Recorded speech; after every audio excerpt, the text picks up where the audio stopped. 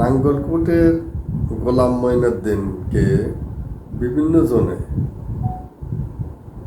সেজদা করতে দেখা যায়, আর বলছে যে এটা তাজিমি সেজদা। তাজিমি সেজদার ভিত্তি ইসলামী শরীয়তে আছে কিনা? তার উত্তরে আমি বলছি যে তাজিমি সেজদা এটার কোনো ভিত্তি ইসলামী শরীয়তে নাই। সেজদা করতে হবে আল্লাহ সুবহানাহু ওয়া তাআলাকে, আল্লাহ ছাড়া আর অন্য কাউকে সেজদা করা যাবে না। যদি আল্লাহ ছাড়া কাউকে সেজদা করে তাহলে তার ঈমান চলে যাবে, সে বেঈমান, মুরতাদ হয়ে যাবে, সে কাফের হয়ে যাবে, তার আর ঈমান থাকবে না।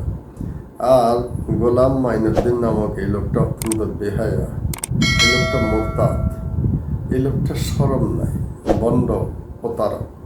সুতরাং এই লোক কি করেছে ওদিকে আপনারা না তাকিয়ে বরং তাকে সর্ব জায়গায় প্রতিহত করার চেষ্টা করুন।